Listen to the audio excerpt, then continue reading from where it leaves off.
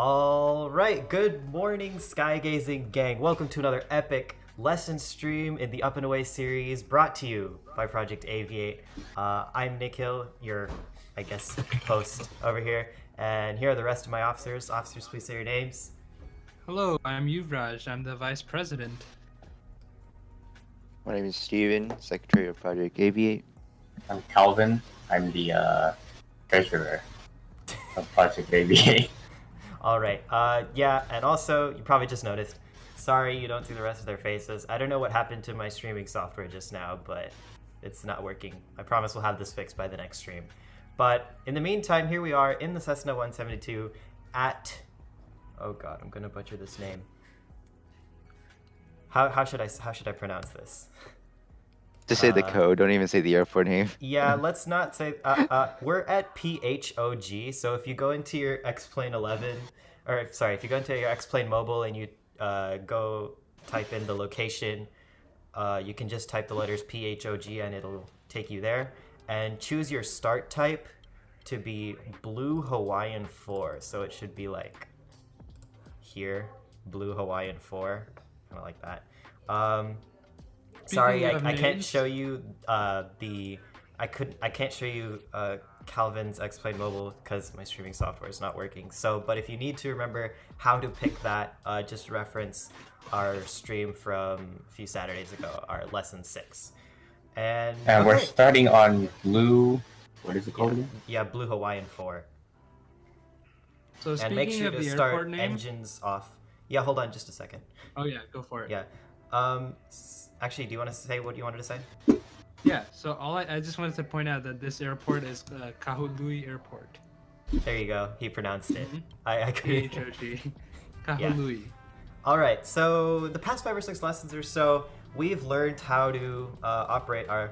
Oh my goodness. We've learned to operate our little Cessna over here. We've learned how to maneuver it. Learned how to start it up. You know, basics ins and outs of it. Right? That's great. But now that you know how to operate your Cessna, you want to go flying. But we can't go flying just yet. You know why? Because there's also other people that want to go flying. There's other airplanes in the sky. And that creates a new problem, a new challenge for us to tackle. And it's just like when you learn to drive a car, you can learn the brake pedal, the gas pedal, how to read your speedometer and whatever. But going on the road is a whole different story because now there's other cars you have to deal with. And how is car traffic managed, you ask? Simple. Highways, roads, traffic lights, etc. Similarly, we need a system to manage air travel in the sky. And this is going to be the next chapter of our Up and Away series. We're going to be talking about traffic management and navigating in the sky. And so you might, instead of just telling you what that traffic system is for aviation, we'd like you to think about it for a second. If you had to design the next traffic system, how might you start off building it? Well, we have an idea for you. If you want to start driving, you're not going to go straight to the highway, right? You're just going to drive around your street and then come back to your house. Similarly, we're going to do that here. We're just going to take off, fly around the airport, and come right back. The simplest form of traffic management that serves as the foundation to everything else that we're going to see. And this, my friends, is called the traffic pattern, which I will show you, give me one second, which I will show you right here. That's going to be our lesson for today, traffic pattern basics. And this is basically what the traffic pattern looks like. If you see on the bottom right, this is a left traffic pattern. There's several stages involved. We're going to go over those stages in rough detail as we perform this flight. And we'll go over what all those names mean, but just to give you an idea of what it looks like on a drawing. And in fact, let me show you what it looks like in the sim, because I just did this before starting the stream. Here we go. You can see the purple path here. This is basically what a traffic pattern looks like. So you take off, and then you climb out, you turn, and then you keep going out, then you turn again, and then you turn back and you just come back to the airport. So it's just kind of like this. So this is what it would look like in 3D. I hope this visual looks cool. I hope it makes sense. Yeah, so I guess let's just get right into it. So I have a question before we start. Yeah. Other than safely practicing flying, what else are traffic patterns used for? Steven, you want to take care of that? Yeah, traffic patterns are used for when you when you depart an airport or you come in to land at an airport. So if you go back to the slide that Nikhil was showing, there was something called a Yeah. 45-degree departure, 45-degree entry, and a straight out departure. Those are the two departures, which are 45-degree departure and straight out departure. If you would like to depart from the airport, you would choose one of those. If you are inbound to a airport and you would like to land, you would join on the 45-degree entry and fly the downwind, base, and final, which we will talk about in just a few minutes. And so if you don't know what the 45-degree stuff is right now, that's okay. We're not going to be doing that today. That is something we will cover in more detail later as well. So let's just get right into it. I hope you've started up with your plane completely off, cold and dark. And Yuvraj, go ahead and walk me through how to start this thing. Cool beans. Okay, so there's usually a comprehensive startup checklist, but checklists are for suckers, so we're not gonna do it. No, I kid. Generally, you would actually go through and follow the checklist, but that would be quite time consuming. So we have condensed the essential parts of a checklist here that I'm gonna walk Nikhil through to start up his engine. Okay, so first of all, you should see the red master switches in the bottom left of the panel. Yeah, make sure your yokes disappear. You can click on your yoke and make it disappear so all these things become easier to see. So master is on. Perfect. So now, lights, your beacon lights, you want to turn your beacon lights on. And Yep. then your fuel pump. Mm-hmm. And then your battery. Check your battery. And That then, turns these on. exactly. Now we have to prime the engine. So what that does is it puts just a little bit of fuel in the engine so that when the spark plugs or the magnetos, as they're called, fire, they have something to blow up and start the engine. So the way we do that is you push in the throttle 1/4 of the way. All right. So the black lever is the throttle, and then you pump the mixture in all the way for 3 seconds, about 3 seconds. All right, I'm gonna put that in, and you'll notice in the fuel flow meter, it starts to rise a little. It's a little hard to tell, Exactly. but So in a just real trust plane, us. that needle would kind of climb a little bit and come back out. Now pull the mixture. Yeah, We kind of that was left a it lot in of for a little bit too long. Yeah, Yeah. lots of fuel. So now make your throttle, put it at 1/8 of the way in, so kind of half that 1/4. Yep. Yep. And now open your door and shout clear prop at the top of your voice so that everyone around you knows that you're about to start your engine. Clear prop, people. Okay, cool. Now we're gonna close the door. Perfect. Now there's not much left. Okay. So first you wanna start the engine with the magnetos. So push it Fuel to pump. start, and then Off. yes. Oh yeah, it's not over here. I'm sorry. I forgot about the fuel pump. So turn the fuel pump off, and then the Alright. magneto switch, push it to on, and as you do that, as the prop starts rotating, jam the mixture in. Yeah. So this one you got to do Full fast. All rich. right. 3, 2, 1. Here's the sputter. Rotation. Watch the red and then- lever. And Bam, then I and then- push the red lever. This to might take go. a little, This might take a little bit of practice, so don't worry if you don't get it right the first time. Mhm. All right, so let's just Exactly. let's just get out of here. Okay, so are your doors closed? They are closed.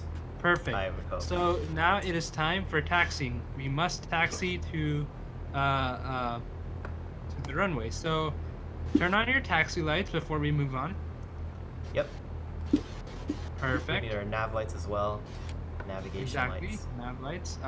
And then yeah. So we need We're to just ready to taxi go. with any RPM below 1,000, because yeah, we need Yeah. to taxi with any RPM below 1,000.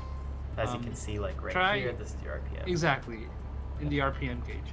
Try not to go below 400, or else the engine will start shuddering and sputtering and all kinds of weird Yeah. stuff. So Nikhil obviously knows what the airport looks like, but you would generally want to know where you're going before you start going there. So memorize your taxiways, guys. If you just need a little bit of guidance, Oh. we started from Right there. right there, and then we just came in like this. You can see the pink path. I just looped around and came here. All right. Okay, so we need to do a run up real quick. Oh, we're So skipping that for generally, Oh, we're skipping that? Yeah, Okay, we're I was gonna take a short run up to it. Okay, I guess you're good then. You can line up, get your clearance from the tower, and good to go. All right, so I'm just gonna go and race onto the runway here. Don't recklessly taxi like me. Do as we say, not as we do.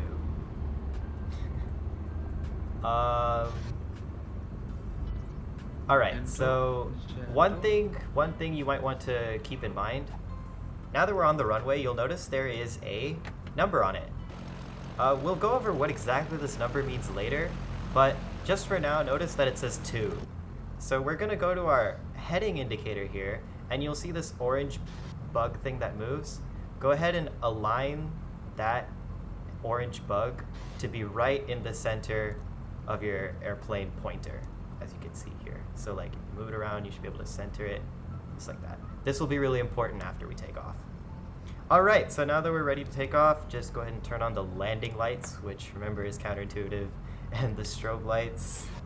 And let's see, and the last thing you want to check is just make sure your nose trim is centered for takeoff. Okay, now you can turn on your yoke and release the parking brake, and let's get out of here. Let's begin this fun little adventure. So we'll go full throttle, and you might want to... You mind pushing the... Yeah, there you go. I was just Yeah. mentioning the camera. You're good. Yeah. All right, notice once we hit 60 knots, I just paused it. Once you hit 60 knots, which actually comes up kind of quickly in X-Plane, want to pull back gently on the yoke, so like so.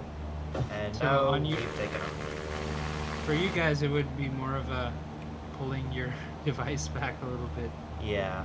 Yeah, Nikhil is actually flying with the yoke that he has. So. One thing I'd like to quickly mention, as we climb out, this is already the first step you want to do in your traffic pattern procedure before I hand it off to Steven. We want to maintain around 74 knots. You can see I'm going a little bit fast. But basically the idea is you use your pitch to maintain your speed, which Steven will now explain, and the rest of the traffic pattern. Yep. So, as Nikhil said, you control. So your power controls the altitude, and the pitch controls the speed. So power, as in the throttle that you can pull in and out, which basically makes your plane speed up and slow down. You actually use that to control your altitude, not your speed. So when you push that throttle in, you will increase altitude. You pull that out, you will decrease altitude.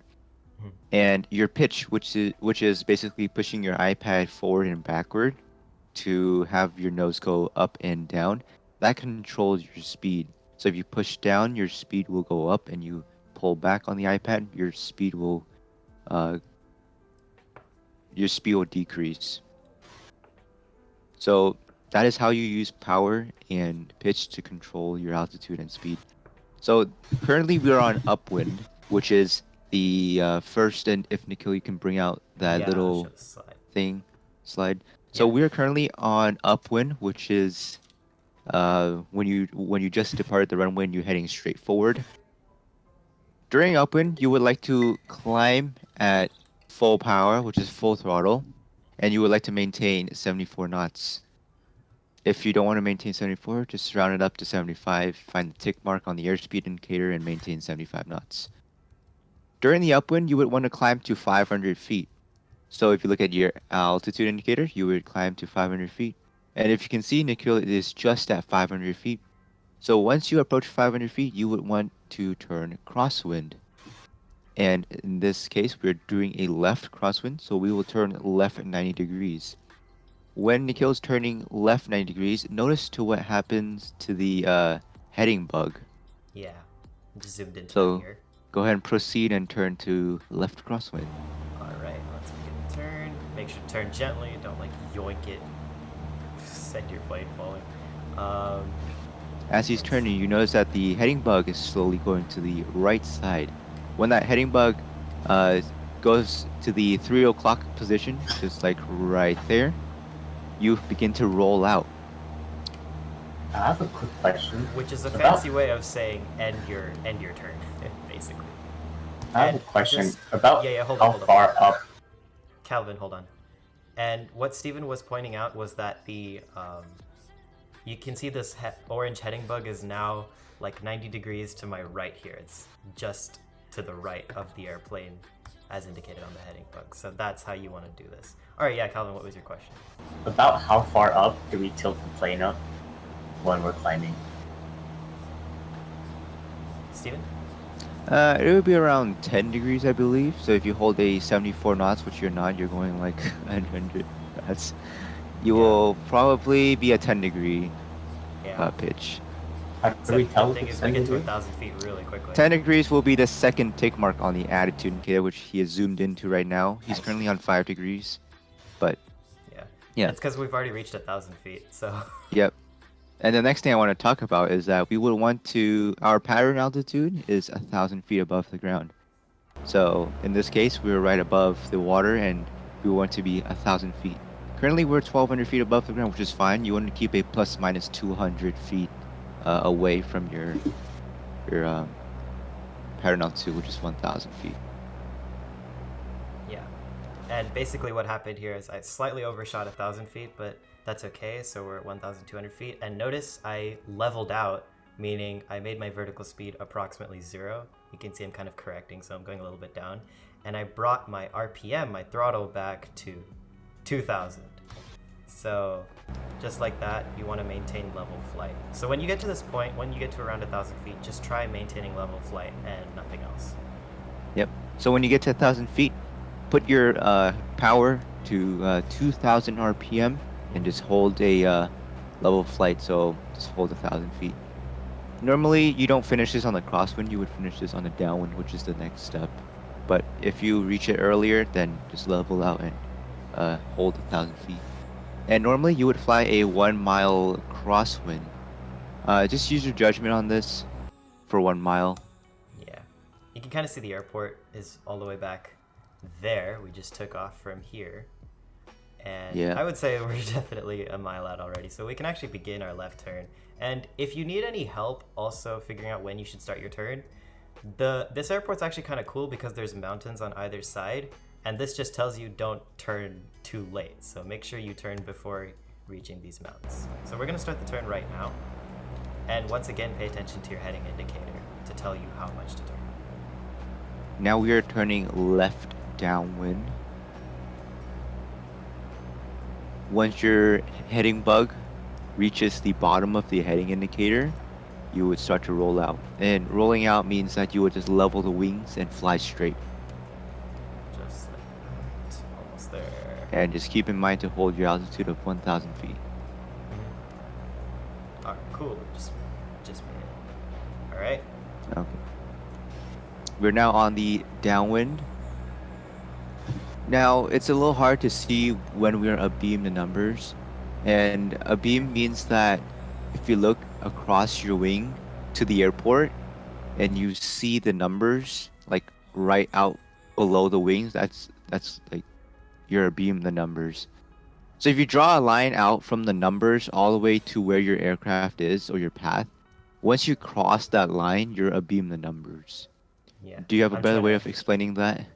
Yeah, so I'm trying to zoom Oh. into it right now. You can see if we zoom in, like if we're looking just across our wing at the airport and we zoom in a lot, you can actually see the number on the runway I was talking about. That's the 2 I was mentioning before. And we're actually directly across from it at this point. So this is when we begin the next phase of our downwind, which can you please explain? So yeah, so once you reach the numbers, that means you're abeam the numbers. The next phase is that you would fully power back to 1,500 RPM. You would set the flaps to 10 degrees and reduce your speed to 90 knots. In X-plane, the drag or the rate at which the plane is slowing down tends to be exaggerated, so don't worry if your plane just suddenly starts going up like crazy. Yeah. And it also might end up that your speed is a bit slower than 90 knots because, yeah, X-plane likes to exaggerate some of the physics. So once you feel like you're ready to turn base, you would go ahead and do a left turn onto base. And what I mean by if you feel ready is that from this point on, this is how long your final leg is going to be for you to align your plane to the runway. So if you want a longer time, more time to align with the runway, um, go ahead and just like keep flying out. But once you think that this is enough like distance for you to line up for the runway when you're on the last leg, then go ahead and turn base. So here Nikhil is turning base, and notice what the heading bug does. It will now turn another 90 degrees to the 9 o'clock position. And I'm also slightly breaking the 1500 RPM rule, mainly because X-Plane slows the play down a lot. So. Yeah. So now you're on base. You are now on base, and you're trying to now reduce your speed to under 85, which is the white arc. As you can see, Nikhil is inside the white arc. You would now deploy 20 degrees of flaps, Yeah, and also white- maintain approximately 75 knots. Yeah, you can see this thick white arc going from 40 to like 85 or so. That's the white arc he's talking about. Mhm. We can bring our flaps down again to 20 degrees. Please do And- not bring your flaps down to 20 degrees before you reach the white arc. Oh, okay. I freaked out for It is a second. limitation. Yeah, and I know Your we're a little plane bit may slower than break. 75 knots, but then again, Mhm. explain. So If you're slow, just add a little more power. Again, pitch. If you're slow and you're low, you would push the iPad down, but then you would increase throttle. I'm noticing we're kind of a little bit low here, so I'm just actually going to maintain altitude for some time Hmm before we. And remember, to maintain altitude, you press your throttle in, and you just level the plane. Yeah. And that's just highlighting that the throttle controls the altitude and the pitch controls the speed. All right, and the runway is. Where's the runway? It's there. think you're Okay, going a we still little got too some low. time. We got some time. Yeah. So to know when you turn final, which is the last leg, once you see the poppy lights light up, which Nikhil will show you, that is when you start your final turn. And you can kind of tell, or this would be a little bit too low, so we'll actually see the poppy lights, which are the 4 lights next to the runway that tell you how high you are relative to the correct path to land. And it should appear all red. I don't know if we can Correct. see it yet. We will fly this pattern again without me explaining too much stuff, and Nikhil will just fly through it, and you will see it all smoothly done. Hopefully And to smooth. explain the poppy lights, there are 4 lights next to the runway. They can be either red or white. And when you are inbound to land, you would want to see 2 reds and 2 whites. That means you're at a good path towards the runway. If you have 3 whites and 1 red, white meaning you're too high, red meaning you're too low. If you have 3 white and 1 red, you are slightly high.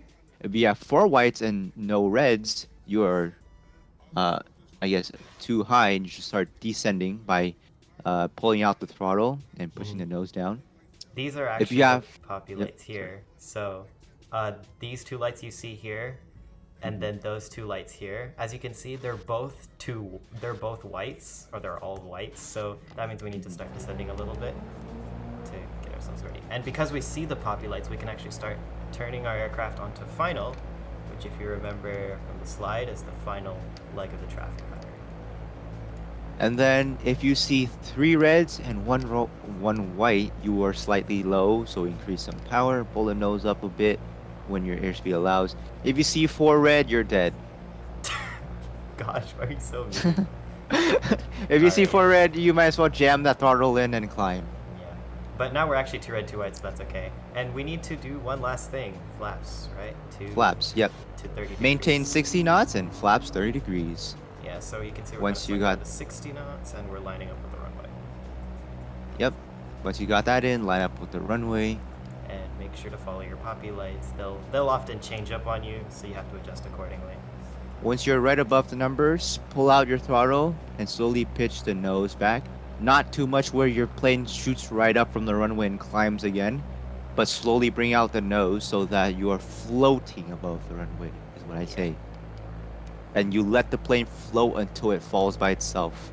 That's why you want to float closer to the runway. If you don't float close to the runway, your plane will fall and you'll probably break your wheels off. Yeah. Once you actually get over the little concrete here, I guess, of the runway or whatever material it is, you don't really have to pay attention to the poppy lights anymore because you know where the runway is. So now all we have to aim for is the. Let me see if I can. You see these You lines just- right here? These lines. This is the touchdown zone. Steven, explain what that is real fast. Okay, well, that is the big one. The big fat lines is actually the 1,000-footer line. So that is 1,000 feet from the beginning of the runway. But a lot of airliners call that the touchdown zone. They want to aim for that point. They want to touch down there. It is your choice if you want to touch down there. You can touch down anywhere within the runway. But if you want to use some, like, a guidance or a mark that you want to land on, go ahead and land on those 1,000-footers. All right, I brought thrust to idle, and I'm just gonna aim for a smooth touchdown. I don't think that was too smooth. No, it was. It was. It looked like I was stalling out, but I flared and it came out okay. See, it's a good landing. I'd like to thank you guys today. I made my first smooth landing ever. One more Good thing job, to add, Calvin. once you land on the runway, use minimal braking, because if you use too much braking, you will start skidding the aircraft and the wheels will lock up. There is no anti-lock on aircrafts like cars. And the other thing you want to do is that you would keep the nose back, which is pull your iPad back. And Yeah. as you can see, Nikhil is pulling his yoke back, which means that the ailerons right there, elevators, are pointed up. The reason why we do this is because this is called aerodynamic braking. Remember that drag? If you drag slows down your plane, and if you're not generating lift but you're increasing drag, it will basically slow down your plane. It is like thrust reversers for a Cessna, even though we don't have thrust reversers. Yeah. It's more like a speed brake for Cessna, I would Yeah, say. yeah. It's Doesn't not a improv thrust this reverser speed quite brake. yet. Yeah. It works Okay. pretty well too, but I think on the 787, I think they have a feature. I'm not sure, and I could be wrong here, but I think when they land, both of their ailerons point down as more speed brakes. Oh, really? Yeah, I think Yeah. so. I'm not sure. Yeah. It might just be the pilot, turning the yoke to one side to create more drag with the ailerons, but I think both of them can go down at the same time. The speed Yeah. brakes. so now we're gonna Alright. be taxiing back to the beginning of the runway. Yeah. So I'm just gonna do a U-turn. Actually, in the interest of time, I won't taxi back all the way. But basically what's going to happen right now, so this does wrap up our demonstration of what the traffic pattern is, but we're going to go ahead and do it again. This time, we're going to do it the opposite direction, the right traffic pattern, which if you see the slide, I'll show you right now. It's just the opposite direction. So instead of turning left on departure, we're just going to turn right on departure. And this time around, we're not going to explain anything. We're just going to do it full flow and hope that it goes well. And check the link in the description for the slides. So if you want to follow along later, here are all the steps that we have. We hope this is simplified as much as possible. So I hope this one helps. All right. So what we're going to be doing is the right traffic pattern. So I'm just going to turn back around here. Steven, do you want to quickly explain how the left and right system works and when you have to use which one? Yeah. So most likely all airports, or correction, all runways have a default of left pattern. But if it says that it is a right pattern, then you would use the right. If it does not say that it's a right pattern, it would be a left. And what I mean by it says is that there's a book called the AFD, the Airport Facility Diagram. It is an actual book, but you can search that up and you can find all the pages in PDF. Or you can go on Google and search up your airport and search up the airport name and then put AFD. If you look through the AFD, it will say left or right pattern for your runway. But if the runway does not say right pattern, it will be a left. So Normally, you have a left and right pattern to not fly over towns and cities. So in this case, in this orientation where we're taking off, on the right side of our aircraft is the terminals and all the aircrafts and cities, while the left side is the ocean. Normally, in this case, you would have a right pattern because you don't want to be flying over the ocean. Because if you fly over the ocean, there's no emergency landing spots. So I'm assuming that this airport has a right pattern for this specific runway. But if you're flying at an airport where both sides, or one side is just hills, the other side is flat land that no one occupies, then it will most likely be the side where it's a flat land because they want to minimize the risk for the pilot and the people that are living there. And slightly unrelated, but I just got to my 1,000 feet cruising altitude. I'm pulling back to 2,000 RPM, and you can see the heading bug is now, instead of being on the right side of the airplane, is now on the left side of the plane because we're doing a right traffic pattern. You can see that. It's just that it's a little reversed in this case. It is slightly unrealistic that you are at pattern altitude during crosswind. Yeah, I was trying to maintain 75 knots on departure, right? So Yeah. with the Cessna, because physics, it just shoots up. Yeah. I guess you can start turning right downwind now. All right, let's just do that. Okay. Turn it gently.